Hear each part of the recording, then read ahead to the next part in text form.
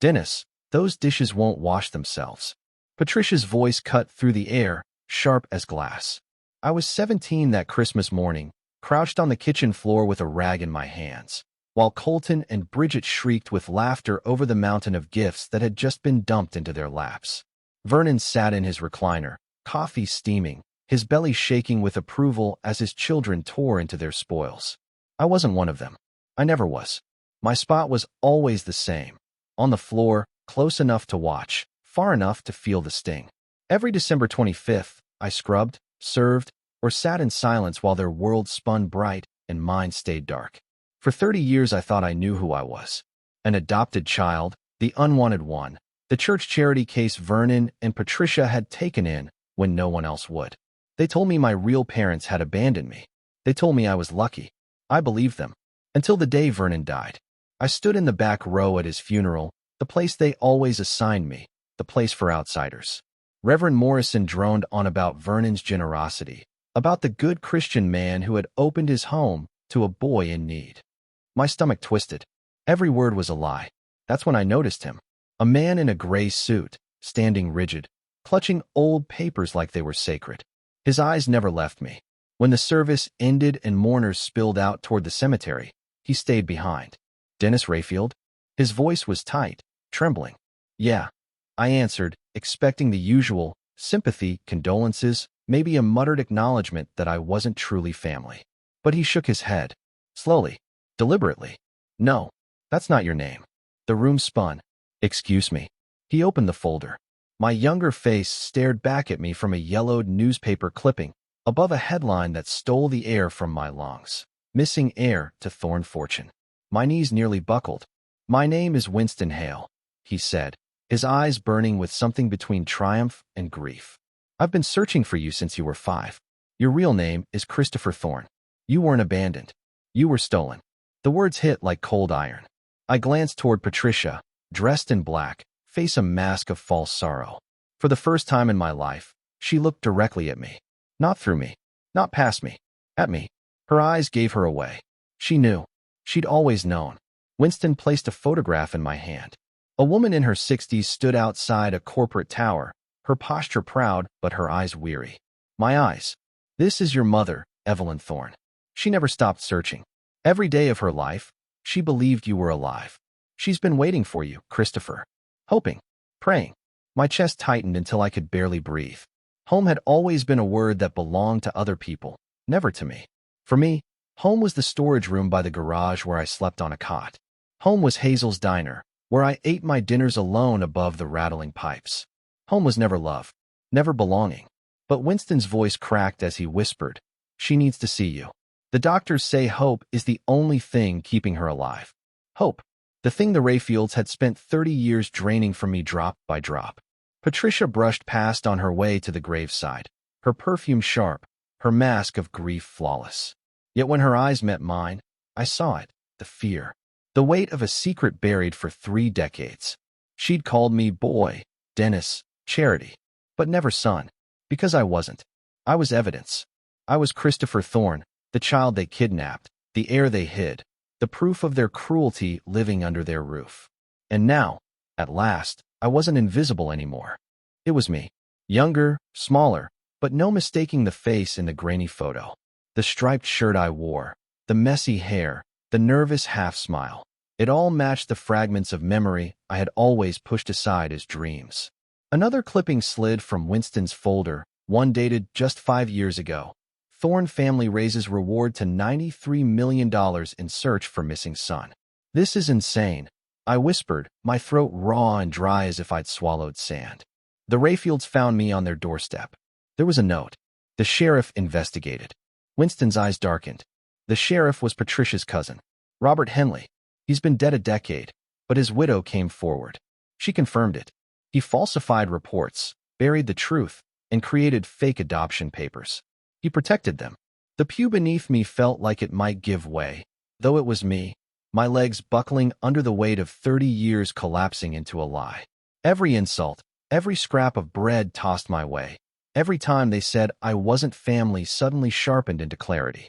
Vernon Rayfield worked as a contractor in Boston. Winston pressed, his voice steady. 30 years ago, he was assigned to Beacon Hill Park. You were taken from that very playground. The same week you vanished, Vernon quit his job, told his boss he had a family emergency in Montana. 2 months later, he bought a ranch in cash. $90,000. Where does a broke contractor get that kind of money in 1994? The sanctuary tilted. Out the window, I saw the black line of mourners trailing toward the cemetery, Patricia at the center in her widow's veil, clutching her children like trophies. I felt sick. Your mother is alive, Winston said softly, shifting the weight of the words as though they were fragile. Evelyn Thorne. She's been fighting her own body for years. Panic attacks, depression, hospitalizations. Twice she tried to end it, but hope pulled her back. Hope for you. Your father, James, died 3 years ago. His last words to me were to never stop searching. He handed me another photo. A woman in her 60s stood in front of a glass building, proud but tired. Even through the grain, I saw it. Her eyes. My eyes. That sharp green that the Rayfields had always mocked because it marked me as different. She needs to know you're alive, Winston urged. For 30 years she's wondered if you were cold, or hungry, or scared. She kept your room exactly the way it was. Every toy, every book waiting for you. 30 years, Christopher. She never gave up. My chest ached. I thought about the storage closet I called a bedroom, the window that looked at a rusting tool shed, winters where my breath clouded the air indoors. And somewhere, a real bedroom, mine, waited untouched. If this is true, why didn't anyone find me sooner? My voice cracked like a boy's. Vernon was clever. He erased your name, buried you in a town where no one asked questions. You were so young your memories blurred. He fed you the adoption story before you could even fight it. We've chased leads for decades, but the papers looked legitimate. It wasn't until Henley's widow spoke last month that the trail broke open. The church door creaked. Patricia stepped inside, her gaze sweeping the pews. Our eyes locked. For the first time, I saw it in her face, fear. She knew who Winston was. She knew why he was here. We need proof, I said, even though my heart already knew. DNA proof. Already arranged, Winston answered. But listen to me, Patricia is dangerous. If she catches wind of what we know, she might run or burn evidence. This isn't just kidnapping. There are layers of fraud and conspiracy tied to it. That night, I didn't sleep. Winston had given me a burner phone, told me to keep still, to act normal until the DNA results came. But how do you act normal when your life has been rewritten in a single afternoon? I lay on the thin couch in my apartment above Hazel's diner, staring at the water-stained ceiling. Memories spun backward with new meaning. Vernon always paying me in cash, Patricia's bonfire of old junk when I was 10, the way they refused my passport forms when the school planned a trip to Canada. By 5 a.m., I gave up and walked to work early. Sherman Brennan was already unlocking the hardware store, clipboard in hand. You look like hell, son, he said, squinting. Everything all right? Vernon's funeral was yesterday, I answered. It was true, just not the truth. Sherman nodded, his jaw tightening. Can't say I'll miss him. Never saw him treat you decent, not once. You're better off without that family, Dennis. If only he knew. I'd never had a family to begin with. That afternoon, while I stacked paint cans, Winston's voice buzzed through the burner phone. Meet me at the Riverside Motel tonight. Room 12. Bring nothing. The motel sat 20 miles outside town, a place no Copper Ridge gossip would wander. Inside, Winston had built a war room. Files, laptops, boxes spilling with 3 decades of obsession. He swabbed my cheek. The FBI never let your case die, he explained. Every birthday, your mother called them for updates. 15 years ago, she hired me when the trail went cold. I've chased every rumor since. He slid a DVD into a laptop. This might be hard. A boy's laugh filled the room. Mine, only younger. I was sitting before a cake, paper crown on my head. My mother's voice asked, Christopher, what do you want to be when you grow up? The boy jumped up and down. A superhero. I save people. My chest locked. Somewhere in the back of my mind, I remembered. Buried under years of Vernon's sneers, it had survived. The DNA results will take 3 days, Winston said gently. But memories like that, they matter. I closed my eyes. Red Rain Boots. I remember those. And a song, something about mockingbirds. Winston's eyes lit. He scrolled through photos on his phone, showing me an evidence bag. Inside, tiny red boots. These were yours. Your mother sang Mockingbird every night. She mentioned it in every interview. 3 days stretched like years. I worked, smiled at customers, pretended to eat at the diner. Patricia began circling like a hawk. She walked into the store twice, pretending to shop. On her second visit, she leaned close. "Dennis," she said, forcing a smile. "With Vernon gone, perhaps we should start acting like family. Sunday dinner. You'll come." She'd never invited me in 30 years. "I'm busy." Her face hardened. "I found some old papers in Vernon's office. Adoption papers. Would be a shame if something happened to them." It was a warning. She knew. That night, I called Winston. "She's onto us. She's talking about burning documents." "The results came early," Winston said. 99.97% match. "You are Christopher Thorne. The FBI is moving tomorrow morning."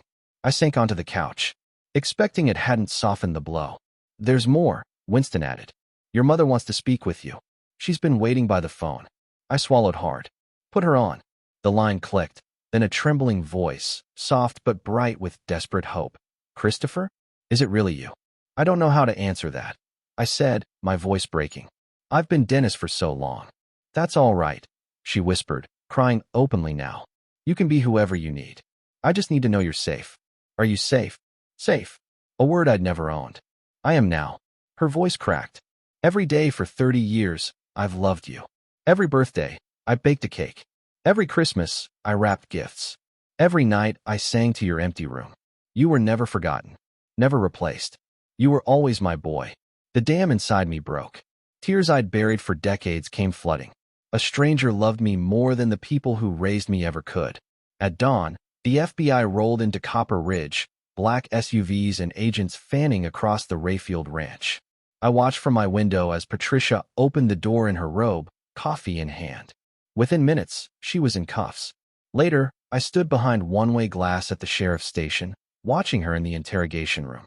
Agent Chun laid out the evidence: DNA, financial records, testimony from Henley's widow, phone logs tying Vernon to Boston in the weeks before my abduction.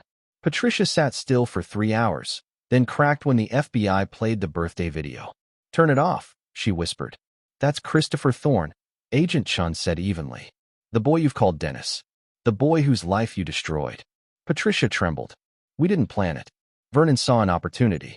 I was supposed to stay in the truck. He grabbed the boy while the nanny looked away. We thought we'd ask for ransom, just enough to cover his debts. But the story exploded. The FBI, the reward, we couldn't return him. We'd be ruined. So we kept him." "You raised him as a servant," Chin snapped. "We gave him food and shelter." Patricia cried. "More than some kids get. But we couldn't love him. Love would have made us weak." Colton and Bridget arrived then, pale and shaking. "Mom always said your mother abandoned you," Colton mumbled. "Said she was a drug addict. We believed her." I looked at him. "And that made it okay to treat me like dirt?" He had no answer. By afternoon, Patricia was charged with kidnapping, conspiracy, fraud, child abuse. The ranch, built on stolen money, would be seized. Winston drove me to the airport at dusk. "She couldn't wait," he said. "She's coming to you." The private jet landed against a purple sky. I stood on the tarmac, shaking, as the door opened. Evelyn Thorne descended the stairs slowly, her eyes locked on mine. Smaller than I'd imagined, but fierce with love that had survived 30 years of loss. "Christopher," she whispered, reaching out. For the first time in my life, I stepped forward into a mother's arms. She closed the space between us in a heartbeat and clung to me as if she feared I'd vanish if she let go. Her perfume was faint, elegant, but underneath it lingered a trace of something achingly familiar. A memory I'd buried so deep I thought it was nothing more than a dream. "My baby," she whispered into my chest, her voice breaking. "My beautiful boy. I'm so sorry. I'm so sorry we couldn't find you sooner." "It's not your fault," I told her, though my voice cracked. She pulled back, eyes searching my face as though she were memorizing every line. "You have your father's jawline, his hands. But those eyes, those are mine." She brushed her fingers against my cheek. "Do you remember anything at all?" "Red boots," I said quietly. "And someone singing about mockingbirds." Her expression crumpled with emotion. "You adored those boots. Wore them everywhere, even in the summer. And that song, I sang it to you every night. I kept singing it even when you were gone." She fumbled for her phone, showing me a video recorded just last week. In it, she sat in what was unmistakably my childhood bedroom, softly singing the lullaby to an empty bed. Behind her, on a shelf, rested the same red boots from my earliest memory. I never stopped, Christopher. Not for one single day. Patricia Rayfield's trial came swiftly. At 70, a 25-year federal sentence meant she would never see freedom again. She stood in court without remorse, insisting, "I gave him a home. I taught him to work. That's more than his spoiled parents ever would have done." The judge's reply cut through the room like steel. "You didn't provide a home. You stole a child, subjected him to decades of cruelty, and destroyed lives for your own gain. 25 years is mercy you never showed." Colton and Bridget lost everything. The ranch was seized, the bank accounts drained by federal investigators. Evidence showed Vernon had siphoned off over $200,000 from construction contracts before fleeing Boston with me. The comfortable life they paraded as righteous had been funded by theft. Colton came to see me once before I left Montana. He stood in my apartment doorway, shoulders hunched, voice low. "I need to tell you something," he began. "When we were kids, I overheard Mom and Dad arguing. Dad said something about if anyone finds out about the boy. Mom told him never to speak of it again. I should have known. I should have said something. Why didn't you?" I asked. He stared at the floor. "Because it was easier with you taking the beatings. Every time Dad came down on you, it wasn't me. I was selfish. I let you take it all so I wouldn't have to." He swallowed hard. "I'm sorry, Dennis, Christopher. I'm sorry. It was the first time anyone from that family had ever apologized. Moving to Boston was like waking up in a dream I didn't trust. Evelyn had kept my childhood room frozen in time, untouched for 30 years. But she didn't pressure me to live in the mansion or pretend the missing years hadn't happened. Instead, she helped me find my own apartment nearby. She gave me space to learn who I really was.